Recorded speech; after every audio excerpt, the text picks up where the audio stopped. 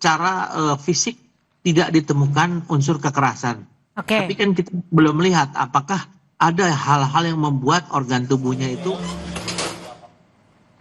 Ada sejumlah kejanggalan dalam kematian diplomat muda Kemlu yang ditemukan tewas terlakban di kamar indekosnya. Bagaimana penyidik harus mengusut hal ini?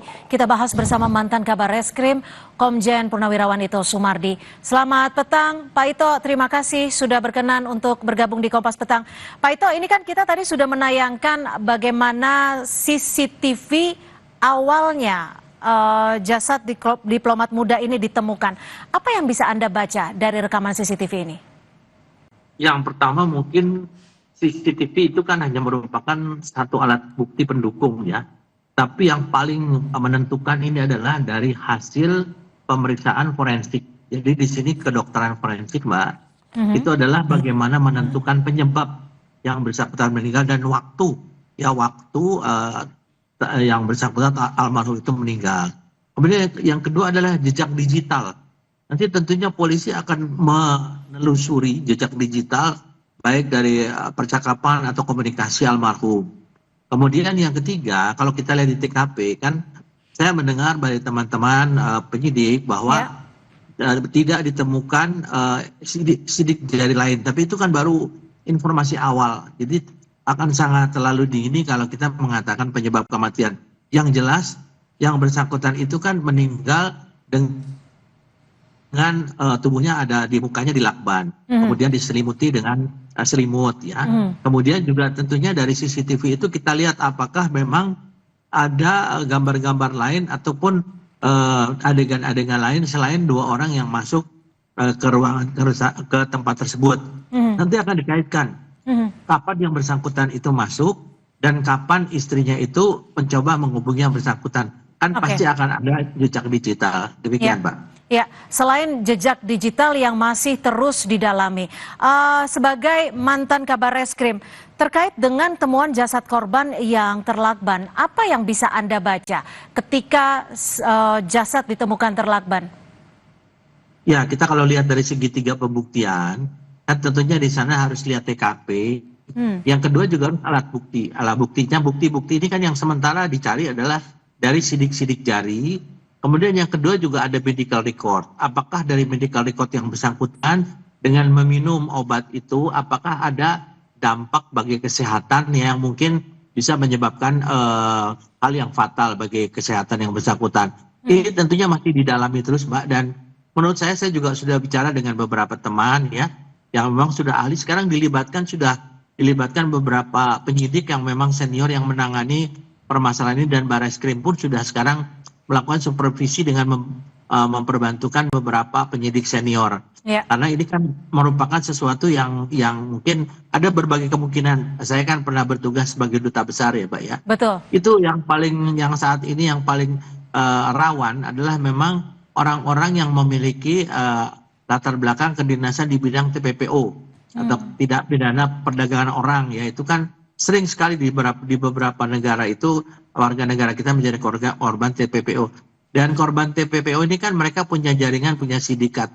Ini tentunya akan menjadi salah satu objek daripada penyelidikan ya dari teman-teman di baik dari Polsek, Polres maupun Polda di supervisi oleh Barreskrim. Demikian, Mbak. Jadi latar belakang dari diplomat muda ini yang kerap kali ditugaskan untuk menangani TPPO bisa saja menjadi alasan dari ditemukannya tewas ini?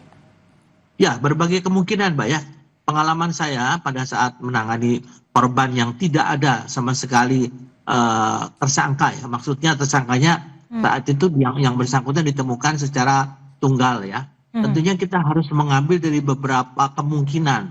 Salah satunya dari profesi yang bersangkutan. Nanti dia akan ditelusuri ya, tentunya akan bekerja sama dengan Kementerian Luar Negeri dan kasus-kasus yang sudah ditangani. Saya yakin bahwa teman-teman penyidik itu mereka juga menelusuri bahwa latar belakang penugasan yang bersangkutan kira-kira dengan siapa saja pernah terlibat, ataukah dengan organisasi-organisasi daripada TPPO ini siapa saja, pasti itu salah satu juga. Tapi yang paling utama di sini adalah bagaimana hasil uji forensik ya, baik kedokteran Oke. forensik maupun digital forensik, Mbak. Pak Ito, artinya ini bisa berkaitan dengan jaringan internasional seperti itu? Sangat mungkin ya, sangat mungkin karena kan kita nggak tahu sekarang kan bagaimana cara mengakhiri hidup seseorang yang menjadi sasaran itu kan bisa dengan berbagai cara ya. Nah ini kan tadi saya sampaikan, orang meninggal itu tentunya adalah dengan sesuatu yang mengakibatkan kondisi-kondisi daripada alat-alat dalam tubuhnya itu mengalami sesuatu yang menyebabkan kematian. Nah ini kedokteran kehakiman ini yang melakukan otopsi itu pasti akan melakukan satu otopsi yang sangat cermat ya, karena kita juga tidak bisa mengatakan mengandai-andai ya tanpa ada satu keterangan dari saksi ahli. Kan selama ini secara fisik tidak ditemukan unsur kekerasan. Oke. Tapi kan kita belum melihat apakah ada hal-hal yang membuat organ tubuhnya itu fatal sehingga meninggal, misalnya karena racun, apakah karena vitamin, ataukah ada obat-obatan. Ini yang tentunya sekarang mereka dari kedokteran kehakiman ini sekarang sedang kedokteran forensik sedang melakukan penyelidikan yang intensif.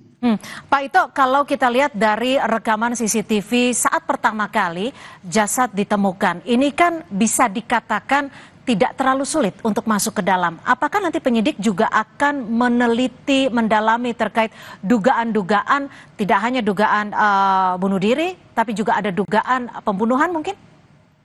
Ya pasti kan tadi ya ada kecurigaan. Kecurigaan tentunya harus dibuktikan dengan fakta-fakta. Salah satu diantaranya adalah CCTV. CCTV itu kan kelihatan bagaimana orang itu masuk, kapan orang itu masuk, dan itu nanti akan dikaitkan dengan waktu kematian daripada korban ya. Kalau misalnya orang masuk ya, kemudian waktu kematian korban sesudah waktu yang dimana orang itu masuk, kan bisa disimpulkan bahwa korban itu masih hidup pada saat orang itu masuk ya. Nah, ini akan menjadi objek daripada penyelidikan daripada penyidik. Jadi antara waktu kematian dengan waktu dua orang ini masuk, kemudian dengan waktu istrinya menghubungi, kepada siapa menghubungi, kemudian orang yang dihubungi ini melakukan apa, itu tentunya ini akan ditelusuri terus, Mbak, sehingga kita bisa lihat daripada waktu kematian dan CCTV itu salah satu juga jam berapa itu memasuki tempat tersebut, kenapa mereka memasuki, apakah memang ada komunikasi antara istri dengan mereka. Nah ini yang akan menjadi objek penyelidikan daripada penyidik, menurut saya demikian. Baik, terima kasih Pak Ito Sumardi, mantan Kabar Eskrim yang sudah berbagi perspektif di Kompas Petang. Selamat sore, Pak Ito. Selamat sore, Mbak.